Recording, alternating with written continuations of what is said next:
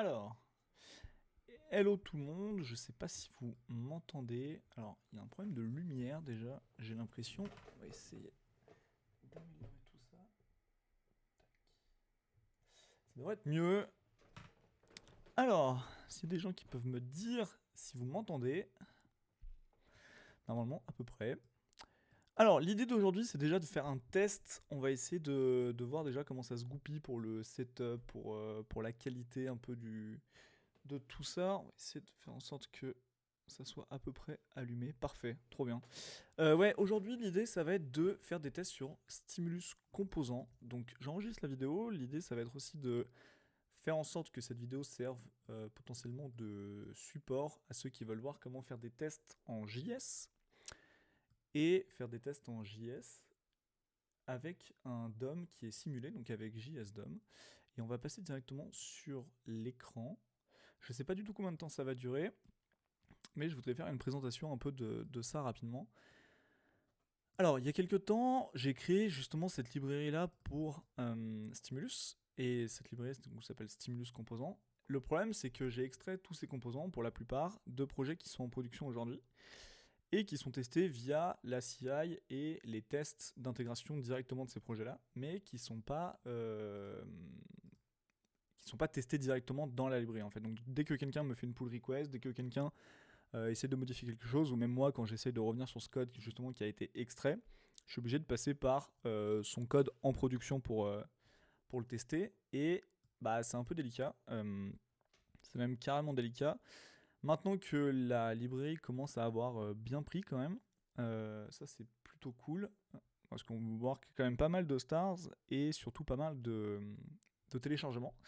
Donc les gens commencent à l'utiliser, donc bah, il faut être garant en gros de la qualité du code, de manière un peu plus fiable que ce que je fais actuellement.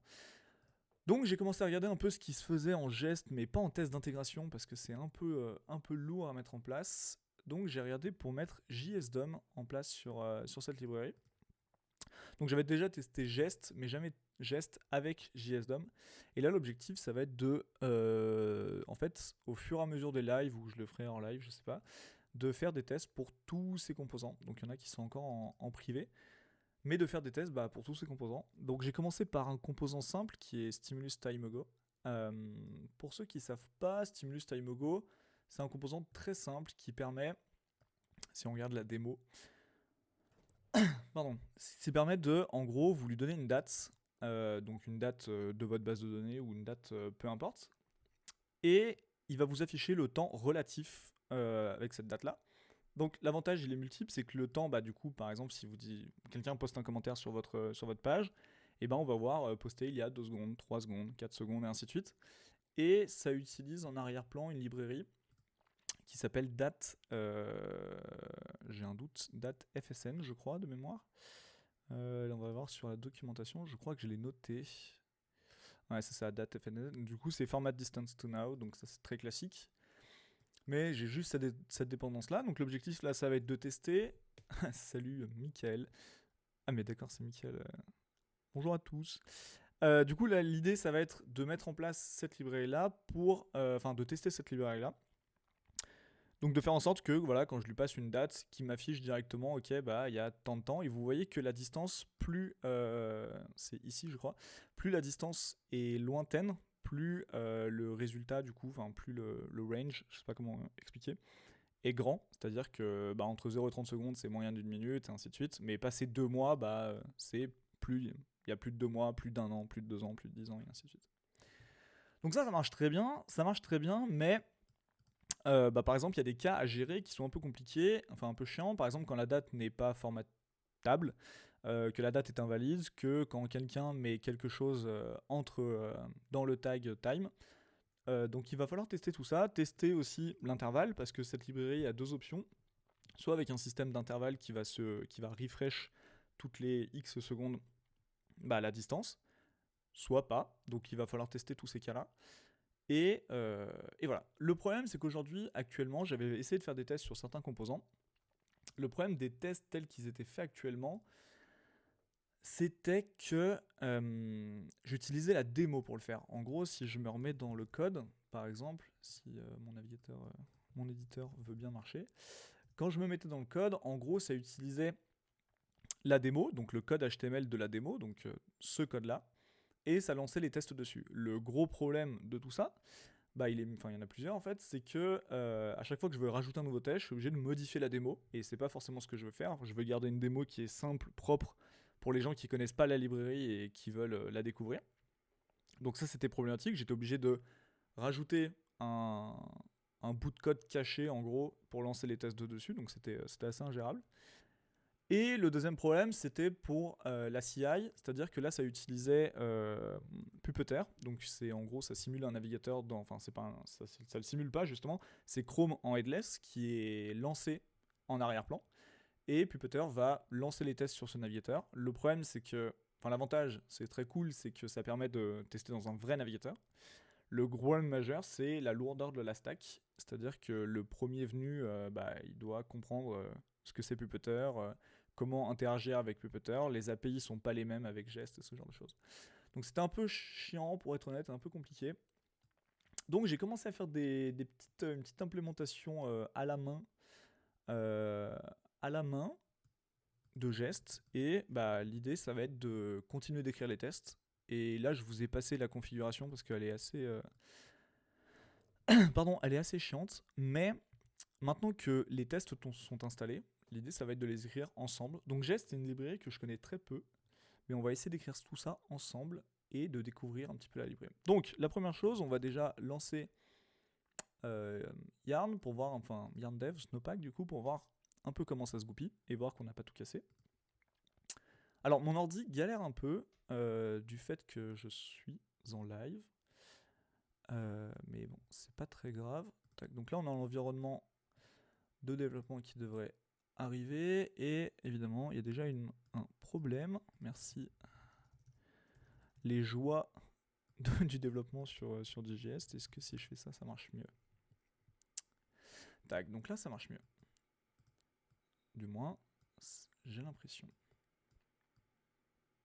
Et de toute façon, l'idée, c'est quand même de, si on teste si on casse quelque chose, l'idée, ça va être quand même de catcher ça. Alors, j'ai une erreur qui n'arrive pas à apporter un truc avec les package options. Alors, l'autre jour, j'ai mis à jour mes librairies. On va voir si c'est pas ça qui a cassé quelque chose. On va voir si c'est pas ça qui a cassé quelque chose. Parce que j'ai mis à jour des choses l'autre jour.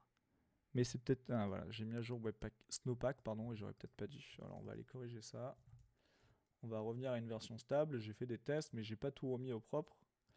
Comme j'aurais potentiellement dû. Donc on va refaire ça. Alors ouais, JS, c'est une librairie que je connais très peu. Yo, désolé, je vais pas pouvoir rester, mais si tu peux, je pense qu'il faudrait un peu monter ton son. Alors, est-ce que c'est mieux comme ça? J'ai augmenté le gain, normalement. Normalement, essaye de me dire, mais normalement, c'est peut-être mieux voir comme ça. Alors, normalement, je m'entends dans le casque, mais ouais, je n'entends peut-être pas exactement ce que vous entendez. Tac, alors, du coup, on va réessayer. On va voir ce que ça donne. Peut-être trop fort, là. Alors, après, il faudrait me dire, là, je vois le fond vert, là, en arrière-plan, donc ça, c'est pas une bonne chose. Faudrait me dire, voilà, du coup, c'est corrigé. Donc, j'essaierai de mettre... Snowpack 3 plus tard, dans un autre moment. Est-ce que la qualité du live est bonne? Est-ce que c'est assez clair et distinct que le texte, ce genre de choses? Parce que sinon, je peux zoomer, faire ce genre de choses. Ça, il n'y a pas de problème. Du coup, voilà comment ça se présente pour ceux qui ne connaissent pas cette librairie. En gros, alors je vais retrouver mon contrôleur. En gros, voilà. La démo commence ici. J'ai une balise, un tag time classique. Je lui mets un contrôleur qui s'appelle dans mon cas TimeAgo. Et après, j'ai plusieurs options. Donc, je peux lui passer par exemple une date. Le format, c'est à partir du moment où date, l'objet date de JavaScript peut le formater, c'est une date valide. On peut lui mettre un refresh intervalle, c'est ce qui permet de, justement, comme je vous disais, de actualiser le temps de manière dynamique côté front. Ça, c'est une option qui est propre à date FNS, j'arrive jamais, qui permet de, si on veut, de manière optionnelle, afficher ou pas les secondes, parce que parfois ça sert à rien d'avoir une précision à la seconde près. Et ensuite, on peut mettre un suffixe pour savoir justement, par exemple, dans ce cas-là, en anglais, c'est about, mais on peut mettre, par exemple, à partir de, et mettre la date qu'on veut. Donc, ça c'est pour la démo. Ça c'est pour la démo. Dans notre cas, les tests se présentent du coup comme ceci.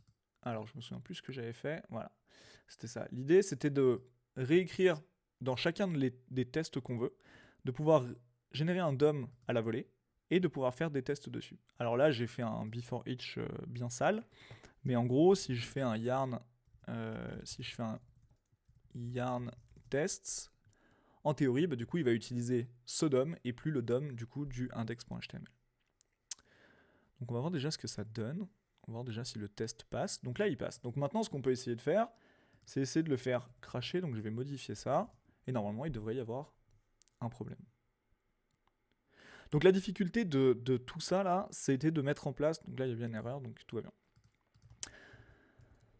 La difficulté, ouais, ça a été de mettre en place du coup l'intégration de gestes, de JSDOM, et surtout d'un truc qui est utilisé par Stimulus à fond, c'est les intersections, enfin pas les observers. Ah, comment ça s'appelle? Les observers en JS. Alors attendez, c'est les Mutation Observer, la Mutation Observer API du coup. Mutation Observer API. Et cette librairie, en gros, permet à du JS de pouvoir détecter via le navigateur si un élément du DOM a changé ou pas. Et Stimulus se repose là-dessus. Le problème, c'est que c'est pas natif dans JSDOM.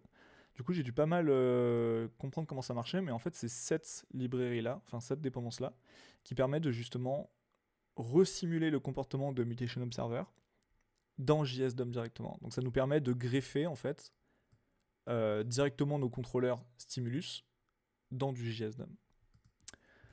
Donc, moi, ce que je voulais faire, c'était avoir plusieurs scénarios. Avoir plusieurs scénarios et de se dire, ok, là, on va start stimulus. Et de dire, ok, bah, dans le cas où on a une date valide, une date pas valide, un intervalle. Et justement, essayer de jouer avec ça pour savoir bah, si notre contrôleur fonctionne bien. Si je vous remonte le code du contrôleur et si moi je me le remets en tête, c'est dans src et index.js. Du coup, voilà, le contrôleur se base comme ça, c'est-à-dire que déjà on a la dépendance de date fns directement ici, et ensuite vous voyez qu'on va dans la fonction load directement essayer de parser la date, de lui passer quelques options.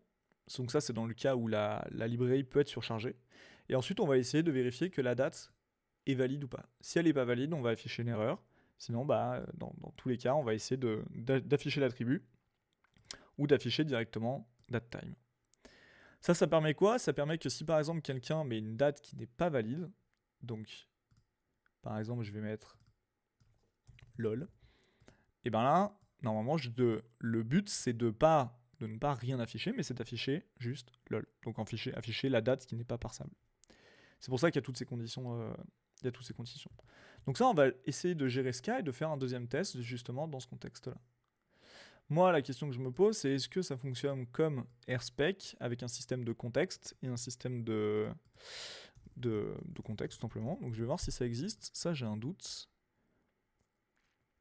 Ou du moins parce qu'il y a des describes, il y a des hits, mais du coup, je suppose qu'il y a des contextes. Context block, ça devrait être ça. On va essayer de voir. J'ai l'impression que c'est assez fluide, je vois pas de perte d'image, donc c'est plutôt cool. Est-ce qu'il y a la notion de contexte? Je vois pas de contexte en fait. Il n'y a pas de contexte. C'est un peu nul ça. Gex context block. Ça doit être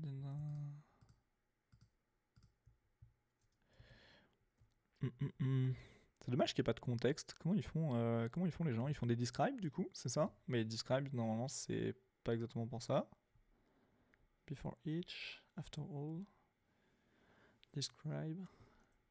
Ah, ils font plusieurs tests. Ouais, on peut pas les grouper par contexte, ça c'est dommage. Hein. En fait, moi ce que je voudrais c'est par exemple faire un before each pour tout le monde. La vidéo est nickel, bah trop bien. C'est de faire un before each en gros qui start stimulus. Et par exemple je fais un contexte où ça marche avec plusieurs tests. Un contexte où ça marche pas avec d'autres tests et ainsi de suite, ainsi de suite. Alors j'ai pas l'impression que ça existe par contre. Bon, en vrai si ça existe pas c'est pas très grave, je vais juste faire plusieurs hits je suppose. ou plusieurs describe, mais bon. Ok, j'ai l'impression que ça n'existe pas.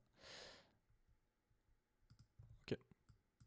Bon, je vais faire plusieurs hits. L'idée là, c'est de vérifier que le datetime attribute est bien le bon, parce que... Ah oui, ça je vous l'ai pas présenté. Mais en fait, dans un attribut time, normalement, il y a un attribut qui s'appelle datetime. Donc en gros, c'est celui-là. Le datetime, en fait, il a qu'un seul but dans la vie, c'est de décrire la vraie date de ce qui est affiché dans le tag.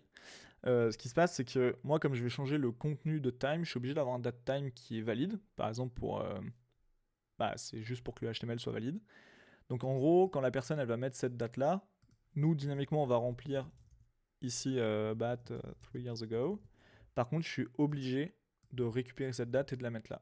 En fait, j'ai géré ce cas-là parce que c'était trop galère, je trouve, de devoir à la fois remplir le data time ago date time value et à la fois remplir en double le date time. Donc du coup, je le fais dynamiquement en JS, comme ça, les utilisateurs ont juste à le remplir qu'une seule fois. Dans la value date time, ils n'ont pas à remplir les choses deux fois. Donc en gros, c'est ce que ce test permet de faire. C'est juste vérifier que l'attribut datetime correspond bien exactement à la date qu'on lui a passée. Ok, du coup, on va rajouter encore un autre test. Nous, on va vérifier que le contenu, texte, donc the inner text, je sais pas si on peut faire ça. Nous, on veut vérifier ça. On veut vérifier que quand on récupère le text contain about, ah oui, j'avais déjà fait un test, donc celui-là, du coup, il va virer. Et moi, je vais vérifier que la date est dynamique. Je vais vérifier que la date est dynamique et que ça contient, du coup, bien about 3 years ago, par exemple. Sauf que je me souviens, la problématique que j'avais eue, c'était ici, la date, elle est en dur. Et du coup, je peux pas vérifier qu'il y a bien écrit 3 years ago. Donc, en gros, il fallait juste... Tu peux faire des fonctions setup et teardown qui s'appellent it peut-être.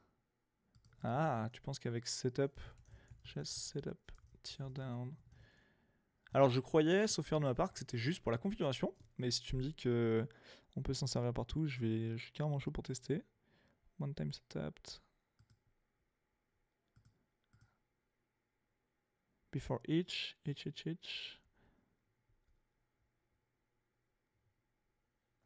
Alors le before each, je l'ai déjà fait là, mais est-ce que c'est ce que tu me dis ou pas? Parce que là il y a global teardown. Mais je crois que c'est ça en fait. Sauf erreur de ma part, mais console test.ly. Tac. Non, je crois que il y a juste des before each. Je crois vraiment que la notion de... J'ai dit peut-être. Je crois vraiment que la notion de contexte n'existe pas. Bon, c'est dommage, mais... Alors encore une fois, je suis pas un expert en test JavaScript, mais peut-être que la communauté JavaScript fait différemment en fait. Je sais pas. Pour être honnête, je sais pas comment ils font. Mais je pense qu'ils s'en passent juste. Et voilà. Voilà, donc moi ma problématique c'était de récupérer la date de manière dynamique. Donc par exemple, on va vérifier dans ce cas-là que c'est bien about 3 years ago. Donc en gros, ce serait to be dans notre cas. Et on va lancer ça. Alors les tests, il y a un petit flag qui s'appelle -watch qui permet de... Il détecte dès qu'on change le test, de relancer les tests automatiquement. Donc je vais faire ça directement. Et comme ça, on sera bien. Donc là, ça marche. Le problème, c'est que ce test, dans un an ou dans quelques mois, il va planter. Du coup, il faudrait que cette date soit dynamique. Alors ma question, c'est quoi le mieux? Est-ce que je mets ça dans une constante et je formate cette date dans une constante? Comme ça, je peux m'en servir ici et ici. Par exemple, je prends la date du jour moins 6 mois.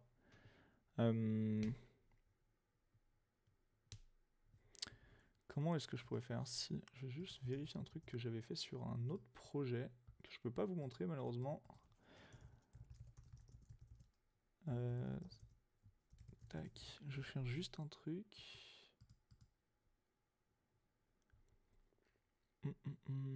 J'ai envie de faire un truc un peu sale, je crois. Mais je pense que je vais mettre ça dans une constante, juste pour la science. Juste pour la science. Alors après, j'ai pas de librairie et l'idée c'est pas d'ajouter des librairies à la chaîne. Même si c'est du test, on va essayer de faire ça avec le moins de code custom possible. Le moins de librairies, pardon, de dépendances possible et de vraiment faire ça de manière le plus JS possible. En fait, en JS standard, on pourrait le faire. Le gros problème, c'est le formatage de ça. Au pire, ça fera un format qui est un peu dégueulasse, mais en gros, si on prend la console, alors je retrouve pas le bout de code, mais c'est pas très grave, et que par exemple, on va faire une date, on va faire new date, et date, on va l'appeler. Là, par exemple, c'est la date, évidemment, courante. Mais ça, je peux très bien lui dire de set le month, ok, et de prendre la date du jour, point month, moins 1. Je crois que ça devrait marcher. Là, si je fais date, il est pas content. Alors, set month, comment ça marche déjà? Set. Ah, je crois que c'est month avec un S. Comment on fait pour récupérer les... Voilà, j'ai un doute.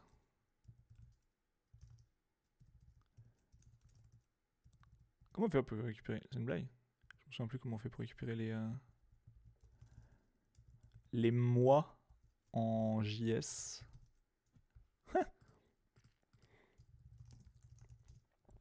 Alors, ça c'est la folie. Là. C'est get month. Ouais, putain, get month. Du coup, c'est get month. Et c'est une fonction. Je sais pas écrire ou... Il n'y a pas de S du coup. Voilà. Donc, on refait. On va faire let a égale new date. Et du coup, moi, je veux récupérer set month. Je veux a.get month. Du coup, moins 1. Par exemple, pour récupérer le mois de l'année, le mois précédent. Donc là, ça marche bien. Donc en fait, je pense qu'on va faire ça. Et ça, si je fais un add to string, ça fonctionne, je pense. Et ben, j'ai bien une date qui est formatable et formatée correctement. Donc je pense que je vais faire ça. Je vais mettre ça dans une constante, par exemple, qu'on va appeler last month. On va faire du coup une nouvelle date. Et cette date-là, on va lui enlever un mois. Donc du coup, ce qu'on va pouvoir faire, c'est faire newDate.setMonth et on va faire newDate. Alors, je suis en train de tester un truc là. .getMonth moins 1. Alors bien sûr, j'ai mal écrit, mais normalement ça devrait fonctionner. Ça me permettrait de l'écrire en une seule ligne, en théorie. Voilà, donc ça normalement c'est une date qui est correcte, mais comme c'est un setter, il me renvoie juste le timestamp. Quel enfer. Donc, c'est parti. On va récupérer la date courante. Et ce qu'on va faire... Alors, attendez. Tac. Je vérifie juste quelque chose. Ouais, alors, moi, j'ai ma current date et je voudrais lui enlever, du coup, un mois. Donc, en fait, on va faire ceci. Get month. Et là, ce sera new date, set month, moins 1. Alors, est-ce que ça fonctionne? Juste, on va le faire en live. Ouais, mais bien évidemment, j'ai pas le droit. C'est pas simple informatique, hein, moi je vous le dis. Hein. Oui, ok. Alors attendez, bougez pas. On va juste faire un test parce que ça, je le fais. La gestion des dates sans librairie en vrai en JS, je le fais jamais. C'est absolument un enfer. C'est absolument un enfer. Donc là, si je fais last month, mais pourquoi ça c'est pas une date? Je comprends pas.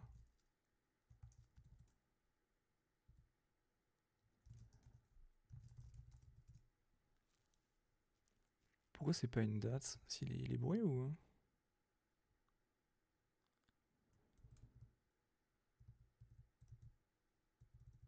Ah, peut-être que je dois. Ah oui, ok, je m'en souviens. Je dois le mettre dans une lettre. Parce que du coup, il faut d'abord le modifier. Ok. Du coup, là, on va faire lastmonth.setMonth. Et ça, du coup, ça va être la current dates.getMonth moins 1. Et là, on est bon. Bon, faudra rendre ça plus propre, mais normalement ça c'est good. Ok. New date, last month. Ah, tu veux la redéfinir? Ouais, on pourrait. J'avoue qu'on pourrait. Et du coup, je vais juste réessayer ça. Si. Voilà, le test il passe, mais il fait rien. Ah, c'est compliqué, hein. Je t'avoue que sans mes librairies, genre DJS, mais je crois que je vais finir par le mettre parce qu'en fait, c'est tellement plus. C'est tellement compliqué de faire des dates sans ça. Mais du coup, là, si je fais ça, j'ai bien ça. Si je fais ça, ça c'est un. Du coup, ça me renvoie la valeur du setter et là, du coup, c'est bon, j'ai ma date correctement. Ok. C'est naze, mais du coup, ça peut être une constante. Tac. Et là, je peux directement faire ça. Tac, ça devrait marcher. Ok, donc maintenant, en théorie, là, du coup, si je fais, vu que je suis dans le cas d'un backcall, je peux très bien concaténer ma chaîne. Du coup, en théorie, je peux faire ça. Et là, je peux vérifier que ça vaut exactement la même chose. On va faire un tout... il y a plein d'options. Il y a plein d'options. Vas-y, ça fait quoi? Last month. To date string. Il se fait quoi? Ok. Il y avait tout iso string, ça m'a l'air pas mal ça. Ah, tout iso string, c'est bien. On va prendre du iso string. Tac. Et normalement, là, ce test devrait continuer de passer. Le deuxième ne devrait pas passer du coup, parce que c'est pas il y a 3 ans. Mais du coup, c'est bien il y a 1 mois. Donc en fait, ce test maintenant, il est immutable, c'est-à-dire qu'on pourra le lancer toute la vie.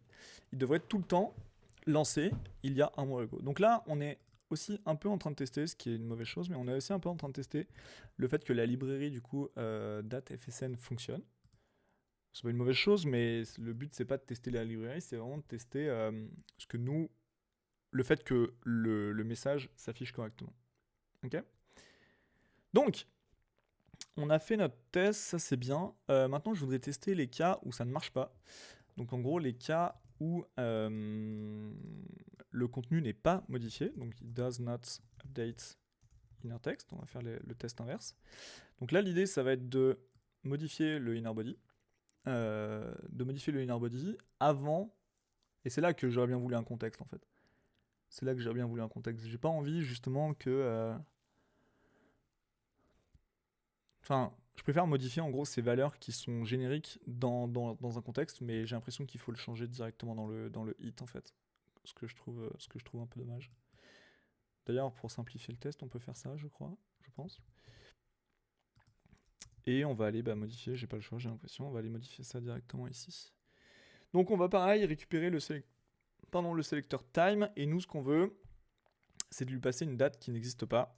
Donc on va mettre un texte bidon, par exemple invalide date. On va l'écrire en JavaScript. Et on va vérifier que ça contient bien quelque chose. Donc j'ai même pas besoin en fait de relancer le projet, ça c'est cool. J'ai juste à vérifier que les tests marchent ou pas. Ils me servent presque de navigateur, donc ça c'est vrai que c'est plutôt agréable. Donc il y a bien une erreur. Et c'est ce que je veux, mais je pensais pas que Jest catchait les erreurs directement de log. Ou peut-être qu'il l'affiche juste en fait. Mais ce qui est plutôt une bonne chose. Je sais pas comment il gère ce cas-là. Mais du coup, vous voyez qu'il y a bien rien. Alors, about one month. Ok. Ce que je vais vérifier quand même, c'est de vérifier. Je voudrais bien le voir. On avait mis invalid date. C'est juste pour le voir en live dans mon navigateur en même temps qu'il y a les tests. Comme ça, la console va pas nous gêner. Et là, on est censé avoir en date, juste du coup, invalid date. Ce qui m'inquiète, c'est que j'ai l'impression que Jest s'arrête au moment où il voit une console erreur. Et ça, c'est pas bon. Il faudrait que les tests se lancent, qu'il y ait l'erreur ou pas dans la console, en fait. Parce que c'est juste à titre indicatif pour les gens, en fait. Donc, dans mon cas, c'était bien ce que je voulais. Il y avait bien exactement cette partie-là. Donc, ça veut dire que dans mon test... Tac. Dans mon test... C'est bizarre qu'il n'y ait pas le go là. Je vais juste... Alors je crois qu'on peut faire exit aussi. Ouais. Le about one month, il est censé... Ok. Parce que là du coup il n'y a pas le go. Pourquoi il n'y a pas le go? Ah bah oui, parce que j'ai enlevé le... le préfixe ici. Ça, c'est une bonne chose. Du coup, on va pouvoir tester aussi avec le préfixe. On va pouvoir tester avec le préfixe, en fait. D'ailleurs, c'est ce qu'on va faire. The inner text with prefix. Comme ça nous rajoutera le test. On va modifier le inner body. Tac. Et je me souviens plus de ce que c'est. On pourrait lire la doc, mais c'est celui-là. C'est le suffixe value. Tac. Donc, si on rajoute ça, maintenant on aurait about 1 month ago et pas juste about 1 month.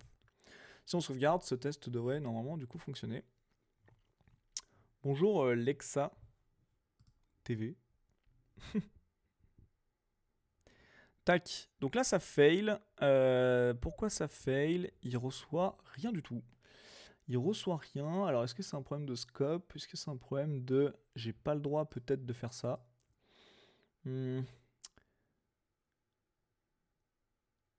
C'est une bonne question. Alors ma question, là c'est parce que je connais pas assez gestes, je pense. Je vais juste vérifier quelque chose. Si on fait un before, c'est vraiment galère cette notion de contexte qui n'existe pas. Hein. Moi je voudrais juste faire un before mais pas each, mais juste dans le cas du hit en fait. Alors est-ce que je dois le changer en dehors du hit? Ça m'étonnerait. Ça aurait pas de sens, mais là normalement il est censé, en passant juste ça, avoir 1 month ago. C'est pas ça. Geste JSDOM, c'est lequel Alexis? Je m'installe sur son stream. D'accord. Ah bah du coup, salut à toi. Alors je pense pas que le sujet de ce soir t'intéresse beaucoup, mais tu peux rester avec plaisir. Tu peux rester avec plaisir. Moi ce que je voulais faire c'était JSDOM, oui, change inner, change body, DOM manipulation, document, oui, ils le font directement. Ah oui, ils le font directement dans le test. Ils le font directement dans le test. Donc ça veut dire que mais ils start stimulus et ensuite ils mettent le inner body. Ah, je vous ai pas montré, mais le start stimulus il fait juste un application start classique comme vous feriez dans votre application. Et ensuite j'ai registré le composant directement depuis sa source en fait, pas la partie compilée. Mais dans mon cas, il détecte pas ceci. Alors pourquoi il détecte pas ceci? Si je fais un console.log de documents.body, qu'est-ce qu'il trouve là? Ah, il prend une HTML, ok.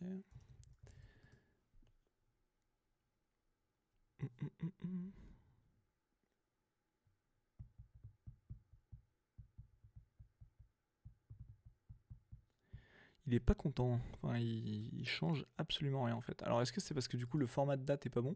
Alors que ça c'est parfaitement parsable si je dis pas de bêtises. Juste pour être sûr, si je fais un date.parse, eh oui c'est bon. Si je mets ça dans une toString.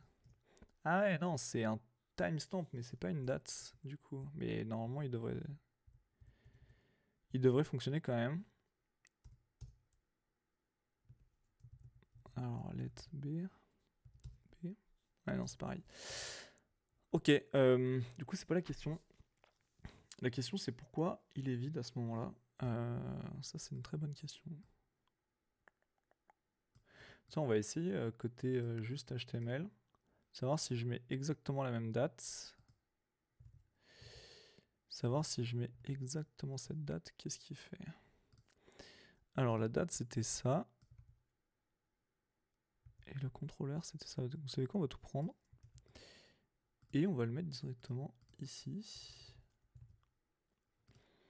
Et on va voir ce que ça nous dit dans le navigateur. Et dans le navigateur ça marche. Là on voit bien qu'il y a about 1 month ago. Du coup ça veut dire que c'est le test qui marche pas. Et pas l'inverse. C'est pas notre code qui fonctionne pas. Parce que là il fait exactement ce que je veux du coup. Si par exemple j'enlève ce suffixe là, là il y a bien juste about 1 month. Et ça c'est les pires moments ça avec Jest, c'est ce que j'aime pas, c'est que on passe plus de temps à débugger Jest qu'à débugger notre code, même si c'est important.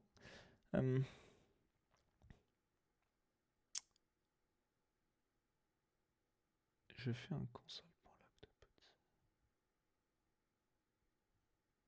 J'ai l'impression que à ce moment-là, le body n'est pas changé en fait. Enfin, il le change que après, vu qu'il est dans le before each en fait. Parce que je suppose que si je fais ça et ça, c'est le troisième test qui va passer, mais pas le deuxième du coup. Ah non, ils fail tous. Le deuxième test est vide. Il aime vraiment pas cette implémentation là. Ah, je suis débordé là. Là, j'avoue que Jest, change, DOM.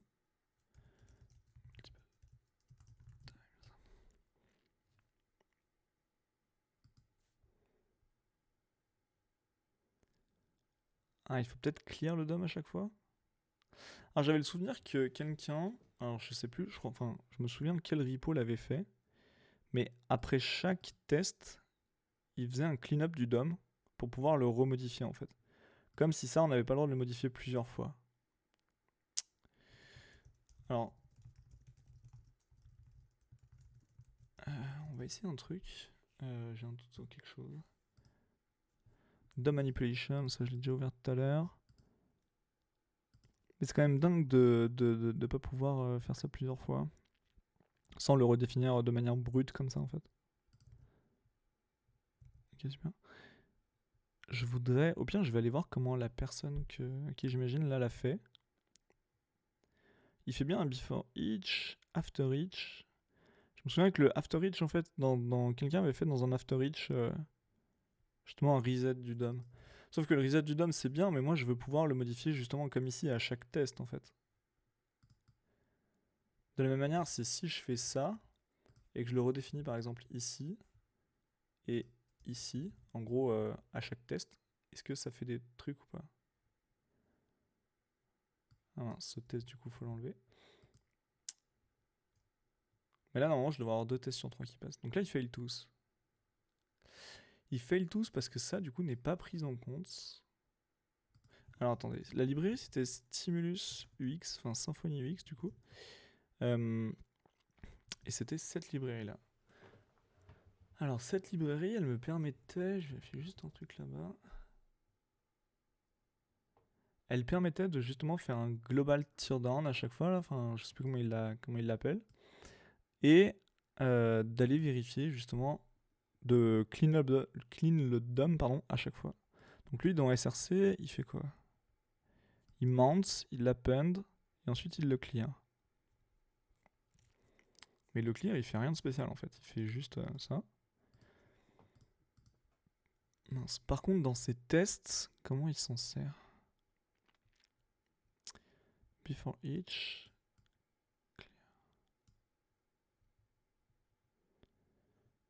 Eh ouais, mais c'est ça le truc. Ah, il start stimulus après. Ah, mais du coup, c'est trop chiant.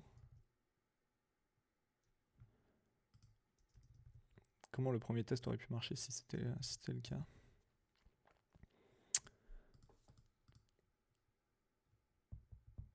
Ouais, il y a plein qui marchent là. En fait, le premier test... Non, mais là, il détecte même pas le changement du DOM en fait. J'ai l'impression que ça là, c'est une promesse. Sauf que lui, il l'écrit pas sous forme de promesse et pourtant ça fonctionne. Il monte le DOM, il connecte, il start stimulus. D'ailleurs, il l'appelait start stimulus aussi. Et monte DOM. Non, c'est pas une promesse. C'est ça le truc, ça que je comprends pas.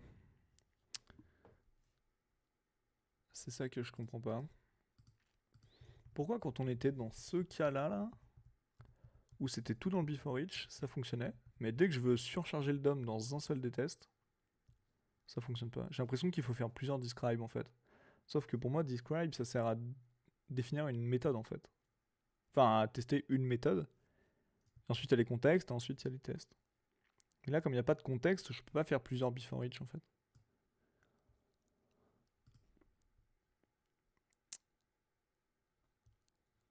Parce que là,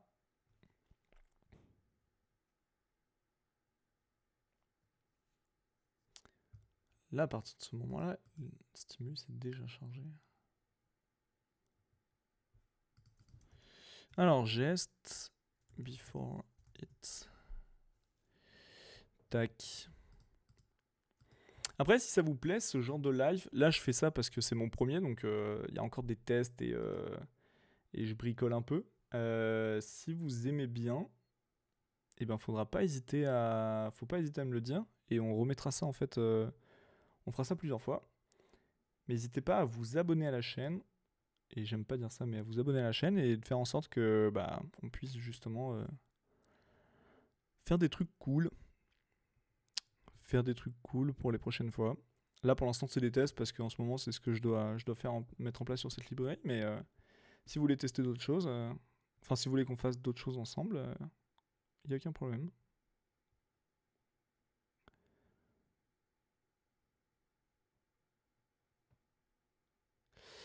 Mais c'est fou, comment ils font les gens qui utilisent ces librairies là? After, each, before all, describe only, skip, require, test only, skip. Ça n'a aucun sens. Ça n'a aucun sens. J'ai presque envie de faire plusieurs describe en fait. Parce qu'ils testent tout avec le même DOM, sauf que ça m'intéresse pas. Je vais essayer quand même, parce que c'est surprenant en fait. C'est surprenant. Ou j'ai raté quelque chose à un moment, mais c'est surprenant.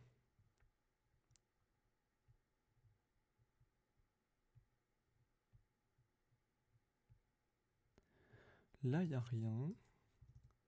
Donc ça devrait être bon. Et là, il devrait y avoir le suffixe. Donc là, il ne devrait pas y avoir de suffixe. Et là, il devrait y en avoir un. Sauf qu'il n'est pas pris en compte. Vous voyez là, dans mon console.log, le DOM, il n'existe pas là. Enfin, il est rempli, mais il est pas. C'est comme s'il n'avait pas été mis à jour en fait. Si on recharge, du Ruby Golf. Ouais, ou faire des sapins avec des étoiles, c'est ça. Moi, je suis chaud pour faire des sapins avec des étoiles. Mais c'est un peu compliqué les sapins avec les étoiles. Et là, le DOM est vide. Ah non, il est là. Là, le DOM, il est pas vide, mais il ne s'exécute pas, pardon.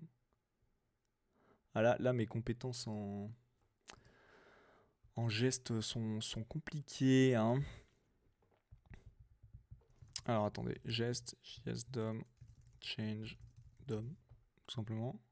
DOM manipulation, tout à l'heure on est déjà allé voir de mémoire. Il est violet. Putain, c'est fou. Pourquoi lui, dans son test, ça fonctionne? C'est même pas une promesse, son truc. C'est même pas une promesse.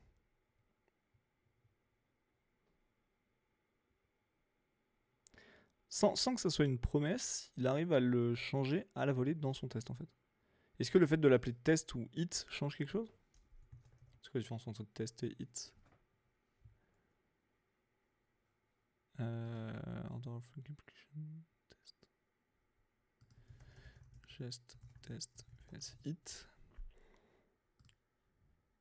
J'ai l'impression que soit ça change rien, soit vraiment il y a quelque chose qui change. Ah, c'est un alias. Ok, donc c'est pas du tout ça. C'est un alias. Ok, si je fais ça à la main, ce qui m'ennuierait beaucoup, mais on n'a pas le choix. Enfin, c'est juste pour tester.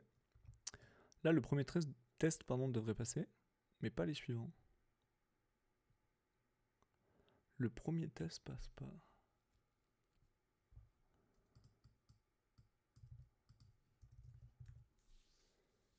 le premier test ne fonctionne que dans le cas d'un before each. Non plus.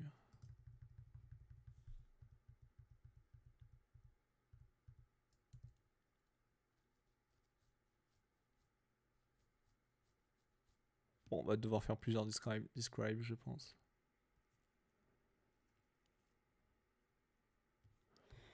Juste pour essayer, je vais essayer. Ça me stresse trop.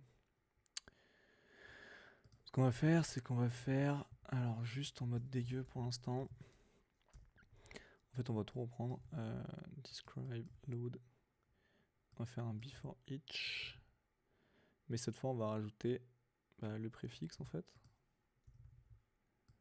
Tac. Et là, si ça passe, c'est qu'il y a un problème d'ordre d'exécution des choses. En fait, c'est que le DOM ne se met pas à jour en fait. Mais est-ce qu'il faut le vider avant de le remplir? Ça m'étonnerait beaucoup. Et là, ça passe. Ok, ça veut dire que le before each change quelque chose. Alors pareil, je voudrais juste voir quelque chose. Je sais que le gars qui a fait Symfony, il a rajouté pas mal de tests. Alors, est-ce qu'il a testé cette partie-là? Enfin, avec le même système de DOM, là, j'ai un doute.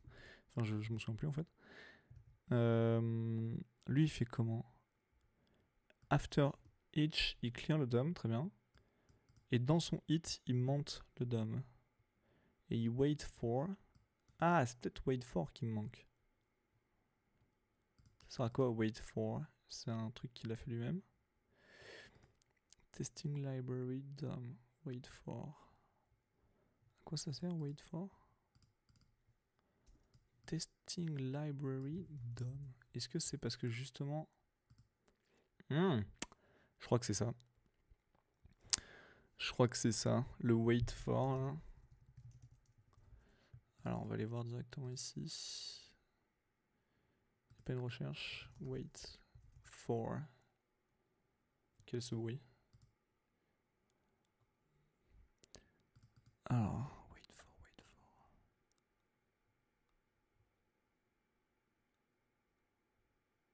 Ça m'a l'air pas mal, wait for. Ça permet d'avoir un intervalle. Ah, mais c'est ça, peut-être que le DOM, à ce moment-là, ces deux trucs s'exécutent en même temps en fait. Il y en a un qui doit être en asynchrone et pas l'autre. Vous savez quoi? Je vais juste, par curiosité, vu que lui l'a fait, je vais juste essayer ça. On va faire un yarn add-dev de ça. Et on va essayer de reprendre ce qu'il a fait là. Get test by ID, ça m'intéresse pas. Par contre, on va essayer de faire ça. Donc on va mettre tout ça là-haut. Et on va juste mettre wait for. Alors ce truc là s'exécute. Du coup, on peut renlever tout ça. Tac. Et ça, du coup, ça peut venir ici.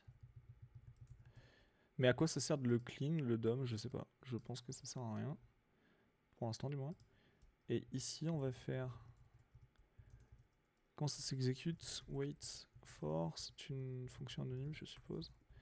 Et dedans, on lui passe tout ça. Oups. C'est comme ça, hein. Ah, c'est un await, mais le wait sert à rien dans mon cas, mais on va le mettre quand même. Await, et ça, du coup, c'est une méthode asynchrone. Tac. Alors, est-ce que ça fonctionne, du coup? Tac, watch. Ça fait déjà presque 1 heure qu'on papote.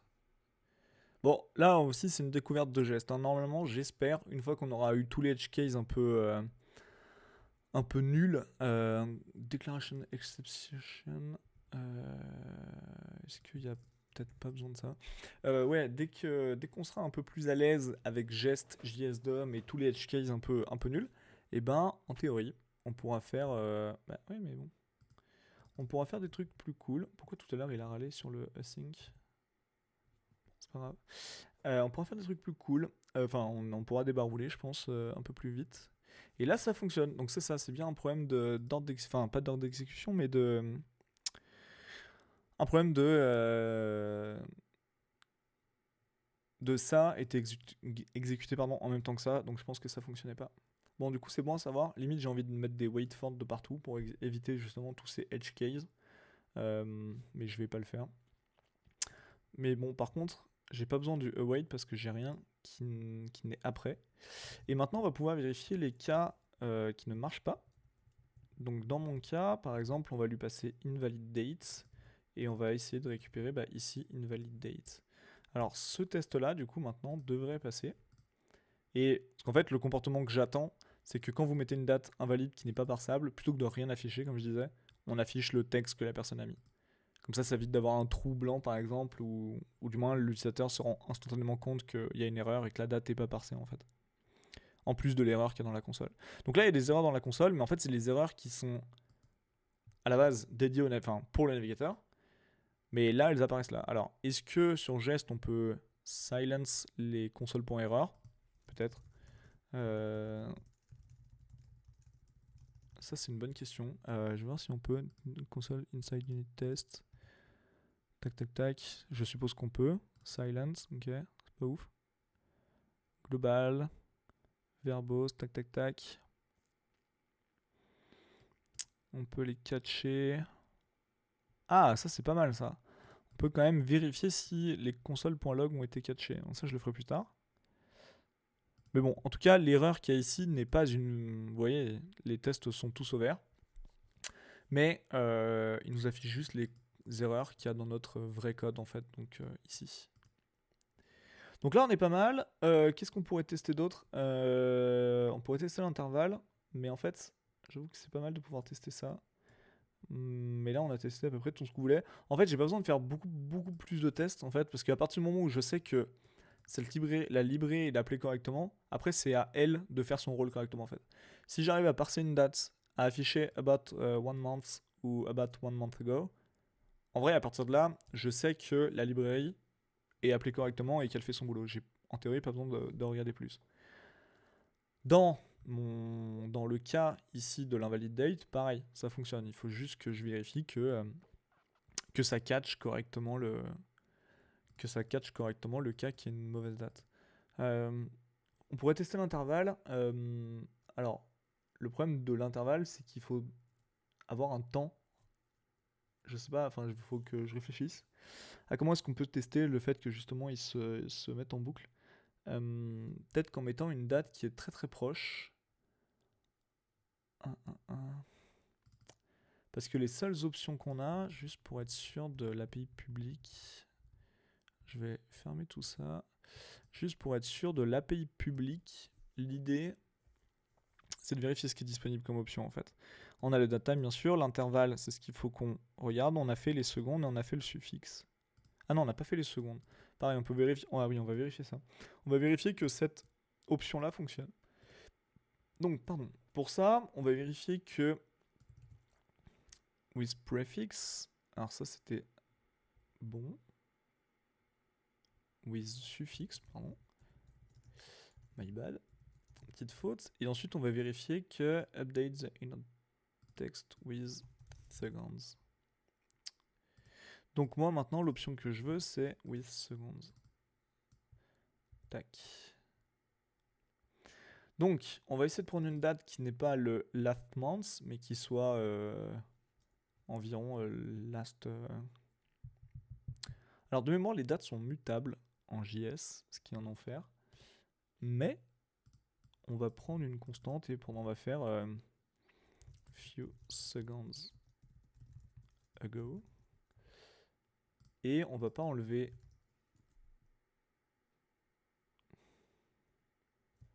On va enlever les secondes et on va enlever 10 secondes. Ça fonctionne si je fais ça ou pas? Là, mon idée, en gros, c'est d'avoir justement quelque chose qui m'affiche les secondes. Donc, parce qu'en fait, vous vous souvenez, dans la petite librairie, là, il faut faire en sorte que...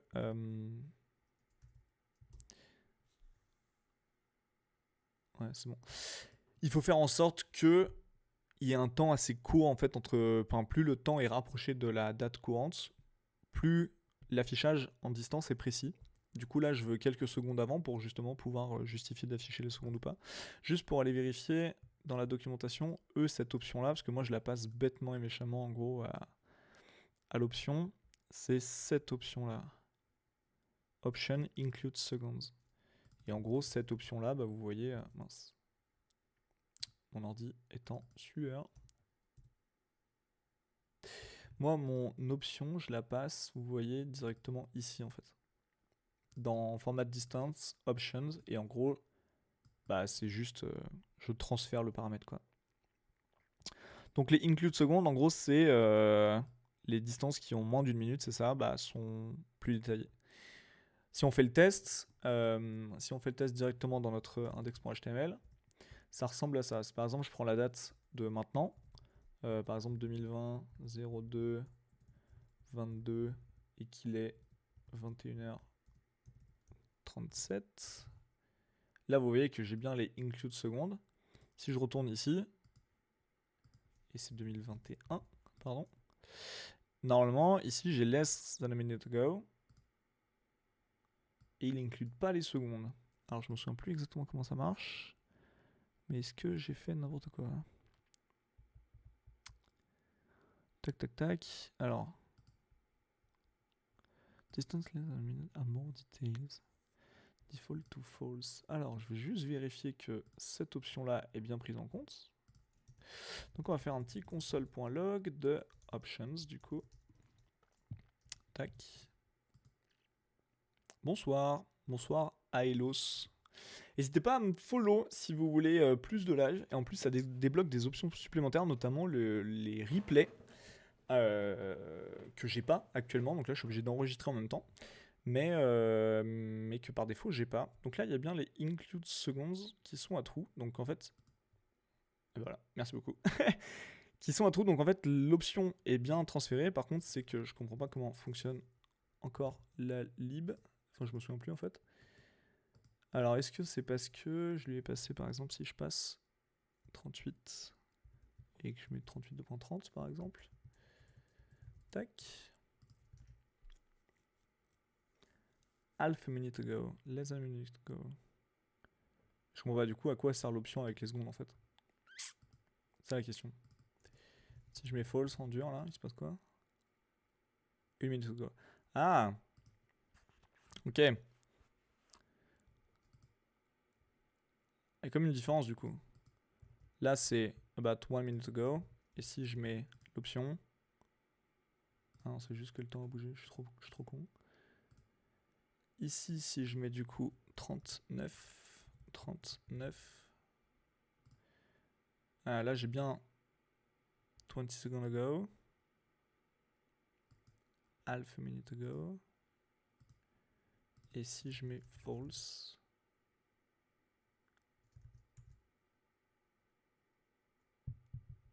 Ok, donc il y a une différence. Elle est chiante à catcher, à comprendre, pardon. Ou il y a quelque chose que je comprends pas, mais. Ah, là, il explique les Ah, ok. Dans le cas où c'est moins d'une minute, c'est soit il dit il y a moins d'une minute, soit il dit bah il y a moins de 20 secondes, moins de X secondes, moins de X secondes. C'est un peu chiant, mais bon.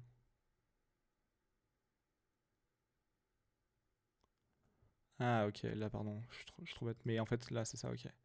C'est par tranche de secondes. Donc moi, ce que je veux, c'est ça. Donc on va prendre 5 secondes. On va remettre tout comme c'était joliment avant.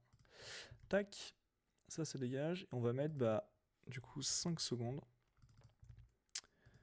Et 20, là, on va l'appeler même 5 seconds ago. Ok, et nous, on va aller pouvoir vérifier dans notre test que quand on inclut les secondes, on a bien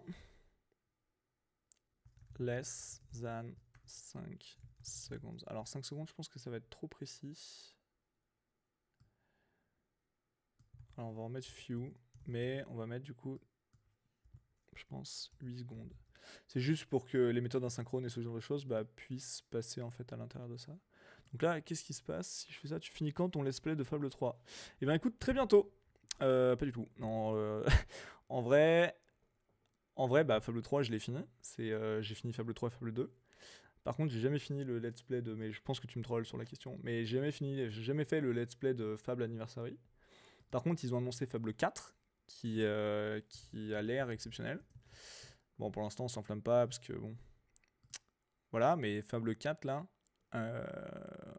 Fable 4, c'est on pose un jour de congé et on achète une console juste pour ça, quoi. J'ai pas le choix. Mais le problème, c'est qu'ils ont vraiment mis aucun détail dedans. Et ça, c'est un vrai problème. Dans mon espoir, j'espère que ça va être la continuité de Fable 2, Fable 3. Et j'espère que ça va pas être un truc comme ils avaient tenté, parce qu'ils ont tenté quand même pas mal de choses avec les fables, et c'était assez laborieux avec les fables, je sais plus quoi, hein, les fables au tour par tour, ce genre de choses, je me souviens plus. Comment ça s'appelait ce fable hein Vous vous souvenez pas ce jeu là, un peu en 2D, enfin en 3D, 3D par-dessus, un peu dégueulasse là. Bon, c'est pas le sujet du jour, mais. The Journey, c'était un enfer. Fable Heroes, un enfer. Fable Legends, je crois que c'est ce truc là. Ouais, voilà. C'était horrible. Si nous sortent un truc comme ça, si nous sortent un truc comme ça, bah, c'est pas possible. Par contre, si c'est un fable. Un fable comme un Fable 3, putain, c'était il y a 11 ans, Fable 3. Je me souviens du jour de sa sortie, mais comme hier. Comme hier. Ce jeu était exceptionnel. Alors, c'est pas le sujet, mais ce jeu était exceptionnel. Et les vidéos Call of, ah, ça, je pense qu'il n'y en aura plus avant longtemps. Ah, tu sais, peut-être une vidéo d'Hades ou deux de temps en temps, mais. Mais code, j'ai quand même arrêté. Du coup, notre test passe, does not update with seconds. Donc, on va tester le test où, en théorie, si je fais ça, et ben c'est censé pas marcher. Mais ouais, peut-être Hades, mais en fait, je suis devenu extrêmement mauvais aux jeux vidéo, pour être honnête. C'est assez laborieux. Donc là, le test marche encore, donc ce qui est pas une bonne chose. Normalement, ça, il est censé pas marcher, ou du moins afficher autre chose. Par exemple, s'il n'y a pas l'option.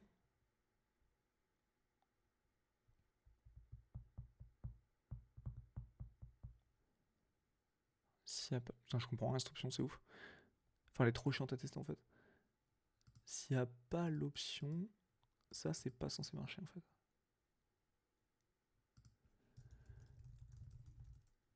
On va faire un document.body.innerHTML. Inner innerText.innerHTML. Ouais, je suis devenu extrêmement mauvais aux jeux vidéo pour être transparent. Et bah, j'aime bien les jeux, mais quand il n'y a pas d'enjeu justement. Parce que ça me gonfle plus qu'autre chose. Mais j'aime bien par exemple Hades, Diablo, Flight Simulator. Ça, c'est des jeux qui maintenant aujourd'hui. J'ai plus aucun réflexe en fait dans les jeux vidéo. Donc tout ce qui est FPS, tout ça, j'arrive plus en fait. Ça y est, je suis officiellement vieux. Du coup, faut plus espérer me voir sur un jeu.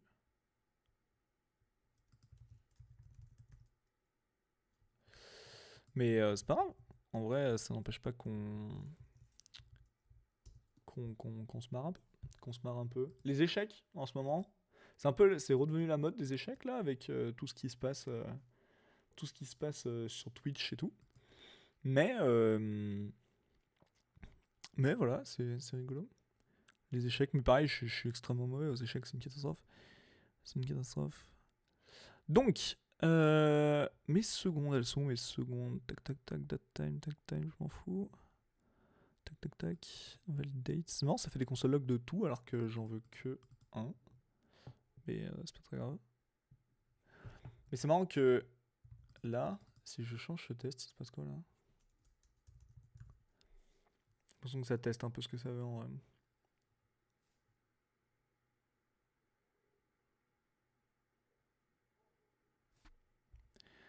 Ah mais attendez, je crois que j'ai depuis tout à l'heure en fait les tests passent alors qu'ils devraient pas en fait.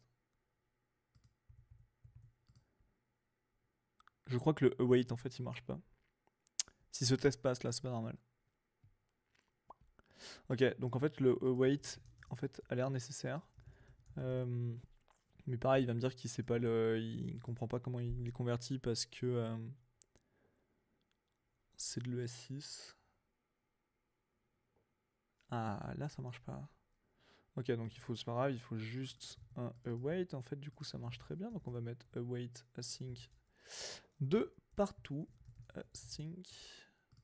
C'est possible à écrire ce truc. Tac, tac, tac, tac. Et ensuite, on va mettre des await. Tac, je vais en mettre aussi là. Tac. Et du coup, on va mettre await. Tac. Et await.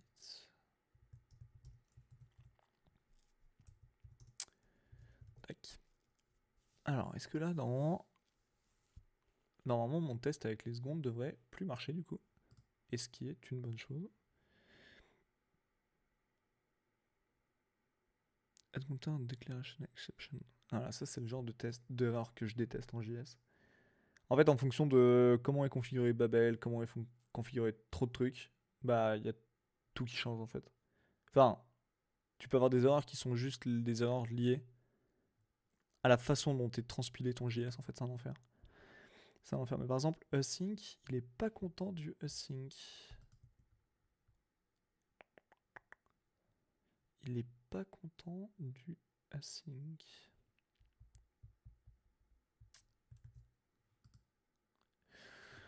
Voilà, pareil, j'en sais rien. En vrai, une fois que ces tests-là sont finis, je pense qu'on sera déjà pas mal pour ce soir.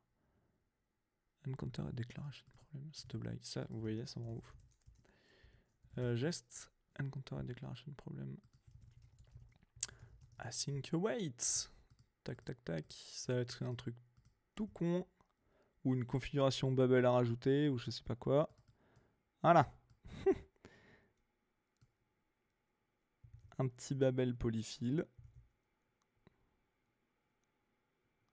Alors, c'est marrant parce que ils disent qu'il faut. Enfin, le gars là qui a l'air bien noté, il dit qu'il faut un Babel polyfill, mais moi, si je vais dans mon setup là, j'avais déjà importé ça. Alors, est-ce que j'importe ça? Est-ce que juste en faisant ça, ça fonctionne? Importe, oui, mais évidemment, faut que je le yarn. Yarn add -dev babel slash polyfill. Alors, ouais, voilà, c'est ça qui me rend ouf. C'est en fonction de Babel et de je ne sais quelle magie, bah, on peut utiliser telle ou telle chose. Et ça, c'est tellement compliqué en vrai. Enfin, c'est tellement gérable. Mais bon, Babel Polyfill, c'est vrai qu'il est connu, mais c'est marrant parce que je suis persuadé d'avoir mis quelque part, mais peut-être que je l'ai oublié. Si, dans Babel RC, j'ai mis le preset Babel env. Du coup, bah, je pensais que ça suffisait, mais mince. Il y a un test -watch. Il y a peut-être un soir, on fera du webpacker, pardon. Webpack et webpacker, c'est quoi Babel? Je te réponds juste après. On fera du webpack et du webpacker parce que il reste encore 2-3 trucs à faire avant de release la webpacker 6. Du coup, bah, ça serait cool de mettre ça en place, un de ces quatre. De le faire en live, ça pourrait être cool de mettre en place, enfin de coder ce qui manque sur Webpacker et de montrer un peu comment on peut coder une gemme qui est utilisée du coup par beaucoup de personnes et de comment on peut contribuer en gros à tous ces projets-là qui sont plutôt pas mal. Et pour répondre à ta question, c'est quoi Babel? Babel, c'est l'enfer.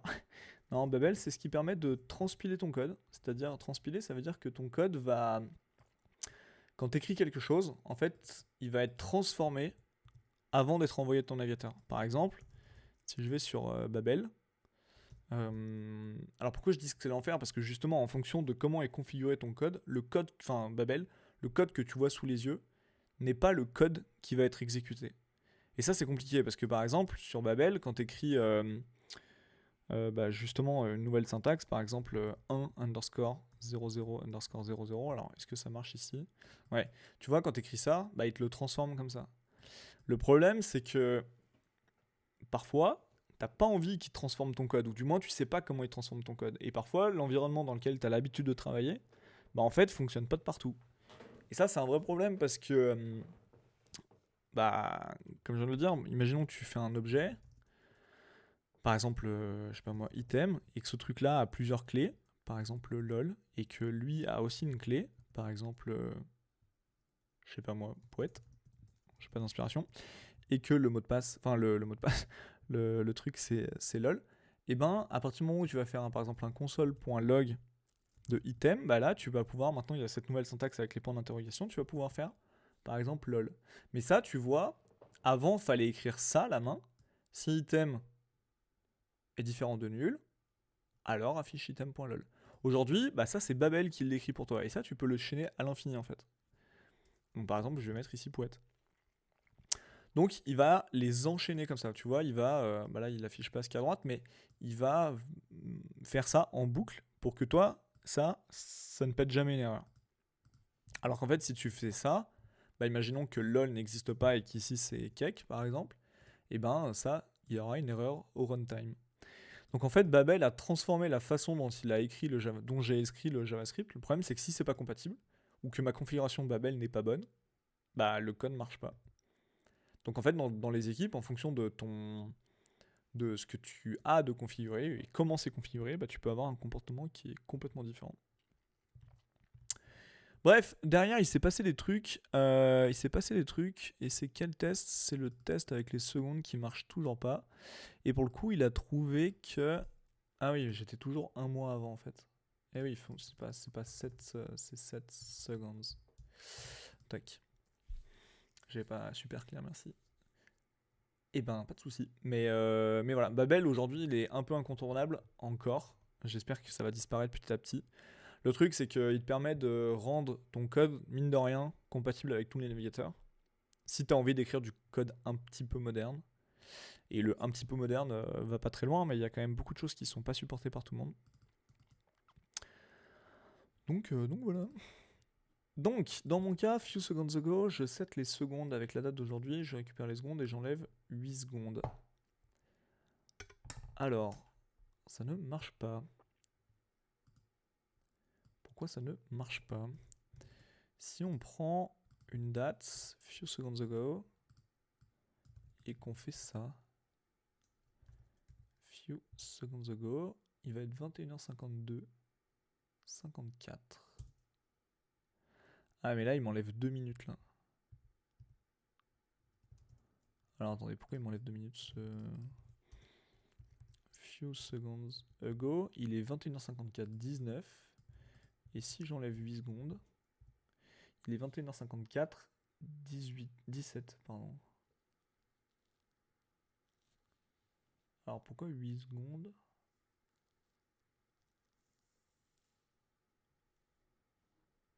Ah, c'est la fatigue là. Pourquoi il enlève que 2 secondes? Ah, parce que j'ai fait un new date. Ok. Du coup, on va faire ça directement. Et pareil, là, on peut récupérer le month courant et directement. Ça évite de définir 2 fois une date.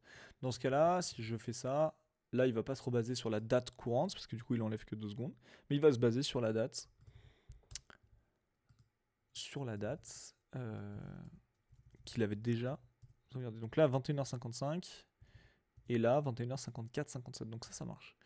Ok, donc maintenant, ça règle pas notre problème. Ça ne règle pas le problème de je suis censé afficher dans les secondes, pas last month, mais few seconds ago. Et dans ce cas-là, moi, ce que je veux, on va reprendre la documentation, c'est afficher les secondes. Et les secondes, elles s'affichent avec data time ago include second values. Tac. En théorie, si je fais ça, je vais pas sauvegarder tout de suite. Alors là, ça passe pas. Et là, non, ça devrait passer. Bah, j'ai mis LOL, donc ça devrait pas passer, mais ça devrait faire des trucs. Ça marche pas du tout. Alors, et ben si, ça marche, parfait. Il y a moins de 10 secondes de go. Donc là, notre test fonctionne bien. Parce qu'on a mis 8 secondes pour few seconds ago, et on affiche bien less than 10 seconds ago. Enfin, less than 10 seconds. Du coup, ça marche bien. Donc ça, c'est cool. J'ai fait n'importe quoi. C'est ici qu'il faut le mettre. Et là, tous nos tests fonctionnent normalement. Il n'a pas détecté que j'avais sauvegardé. Donc, en théorie, on a testé à peu près tout ce que je voulais. Enfin, tous les cas que j'imaginais. Ah, il y a tout qui passe. On pourrait tester aussi le fait qu'il y ait le console erreur. Parce que ça peut être intéressant d'être sûr qu'on affiche bien un message aux développeurs comme quoi ça a bugué. Et je pense qu'on sera pas mal. Je voulais juste tester le silence là pour voir si ça fait des trucs. C'est peut-être juste qu'il n'y a pas aucun output, que ce soit les consoles ou pas. Mais ça peut être pas mal. Ok. Du coup, ça c'est pas mal. It does not update. Mais là, on a testé quand même pas mal de choses. Maintenant, ce qu'on pourrait tester, c'est it throw an console error. Et avec ça, eh ben en fait, j'ai même pas besoin de le faire. Je peux le tester directement ici en fait. Gest expect console.error. Tac. Et moi, je veux juste vérifier qu'en gros, ça commence par stimulus time ago par exemple. Ah, to test console output, assert call time, c'est pas mal. J'ai l'impression qu'on peut vraiment le faire. J'ai l'impression qu'on peut un string contains. Tac, tac, tac. Ok, on s'en fout. Alors, before each console output. Alors, eux, ils le moquent. Est-ce qu'il y a moyen de pas le moquer ou pas? Console outputs. On va mettre ça de côté. Comment ils font eux? Spy on, global console.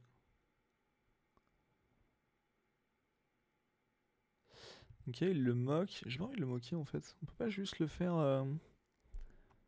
Expect to be called once.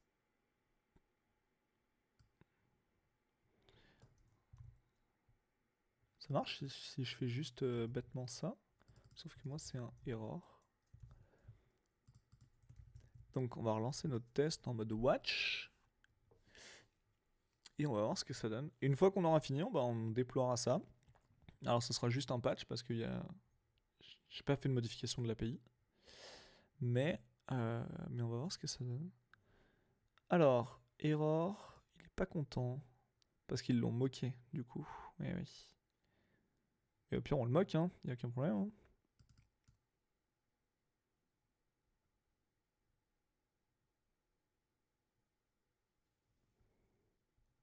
Générique, tac, tac, tac. Spy on, j'avais jamais entendu parler de spy on. Mock reset, spy on console.error. Alors on va tester.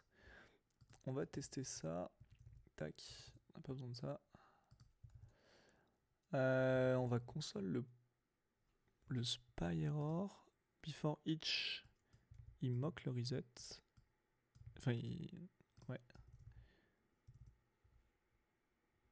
Je sais pas si ça change quelque chose de l'ordre de ça, mais je pense pas, mais bon. On va le mettre en haut parce que c'est quelque chose de la configuration. Et on va expecter le spy error to have been called. Alors c'est parti. Spy error du coup. To have been called. Qu'est-ce qui se passe si je fais ça?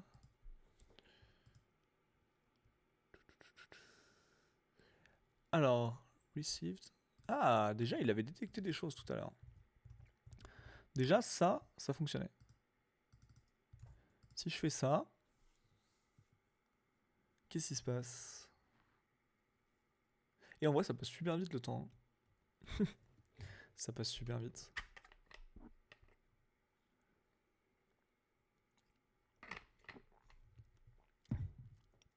Donc en fait il détecte bien. Mais à faire limite je peux faire ça en fait. Et juste, enfin, j'ai pas besoin de tester tout, mais de tester toute la chaîne de caractères. Mais en vrai, ça devrait fonctionner. Du coup, j'aurais même pas besoin du spy. Ok, ça fonctionne de ouf en fait. C'est exactement ce que je veux. Du coup, j'ai pas besoin du spy et du spy mock reset. Ça, je pense que c'est juste dans le cas où tu veux vraiment surcharger le truc qui est de façon rien à voir en fait. Ok, on va lancer le format et le lint avec prettier et on va voir ce que ça donne. Alors, est-ce que prettier nous a fait n'importe quoi? Oui. Alors, par contre... Ah non, j'en avais besoin du spy mock, pardon, en fait. My bad. My bad. Alors, on va tout refaire, du coup. Alors, j'avais bien besoin de ça, du coup. Effectivement.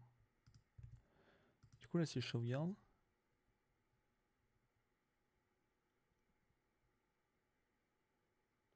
Ok. Bon, bah ça passe. On va, du coup, relancer ça. Qu'est-ce que je voulais dire?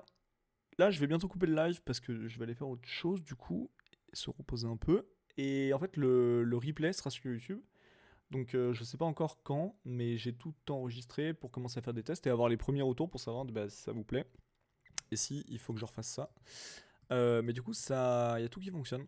Donc ça, c'est plutôt cool. Je pense qu'on est pas mal. Ça l'a bien formaté correctement normalement.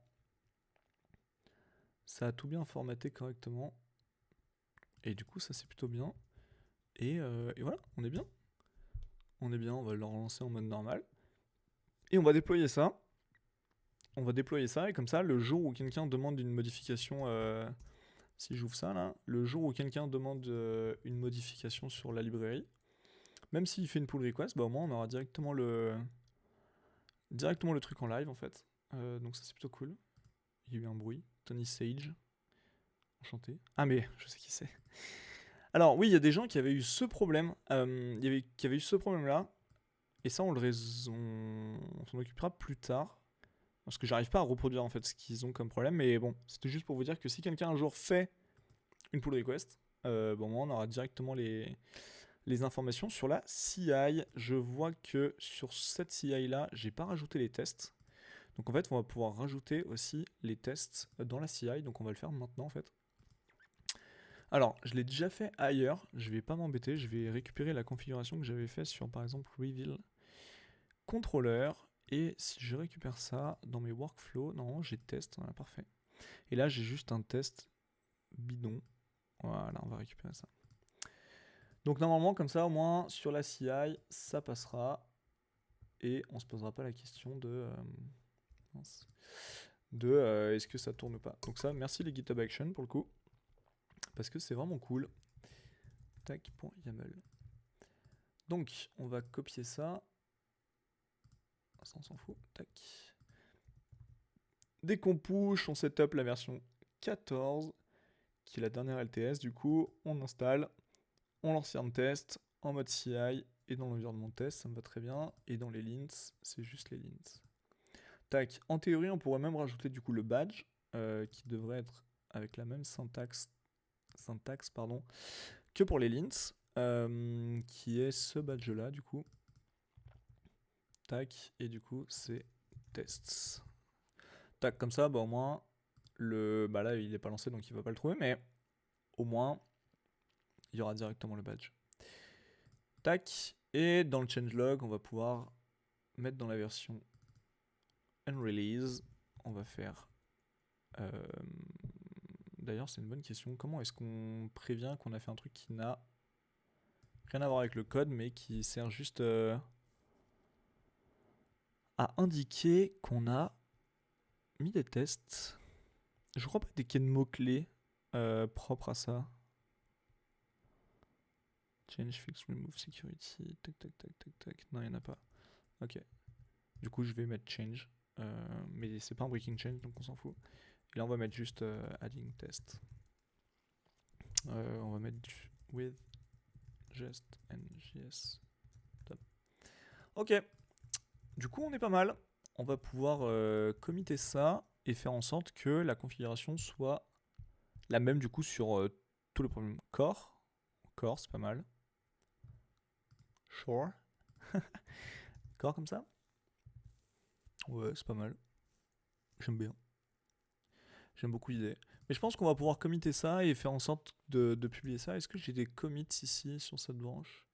Non, j'ai pas de commit. Du coup, on va juste ajouter ce qui concerne le readme et les tests. On va mettre adding test workflow.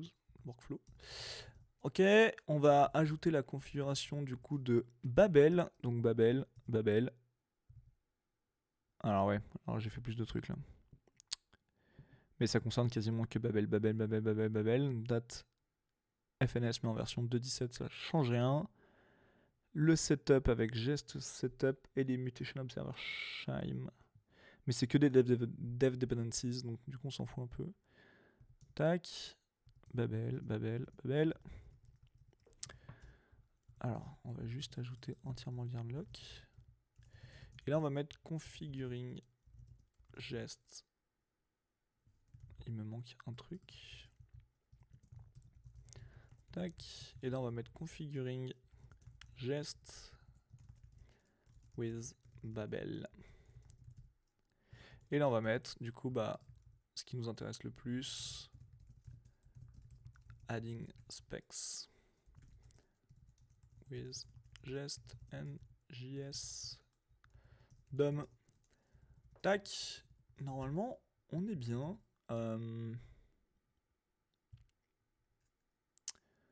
Normalement, on est bien. Bon, j'aime bien cette petite librairie là. En fait, je suis content d'avoir pu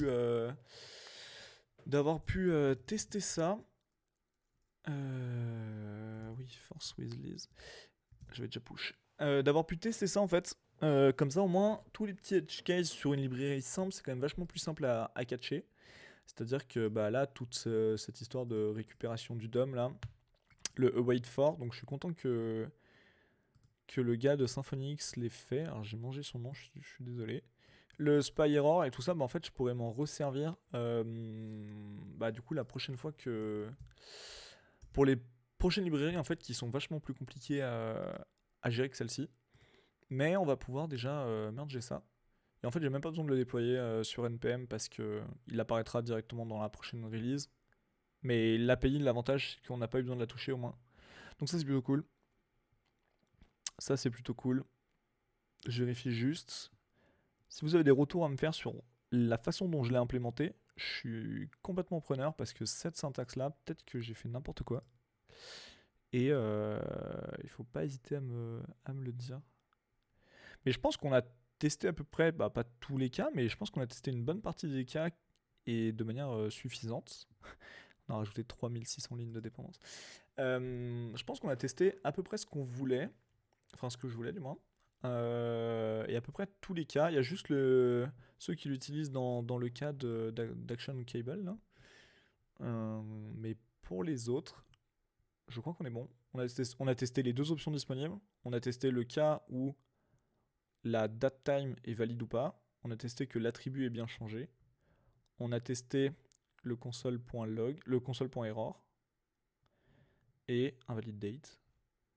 Je pense qu'on est pas mal. Je vais juste vérifier dans le code. Dans le code source, en fait, si on fait... Ah non, on n'a pas fait le refresh intervalle. On n'a pas fait le refresh intervalle ni la locale. Alors la locale se gère que dans le cas où le contrôleur est extend. Cette locale là. Mais j'ai le set intervalle là, je pense que je vais pas le faire maintenant. Je le ferai hors live, je pense. Mais je pense qu'on a déjà testé une bonne partie des cas, et en fait, tous les cas principaux. Et je pourrais rajouter du coup au fur et à mesure un test juste pour par exemple l'intervalle. Je le ferai plus tard, je pense. Parce que là, je commence à être fatigué. Tac, on va créer la pull request. Si vous voulez la voir, je vous la mets dans le chat pour ceux que ça intéresse. Et je pense qu'on va merger.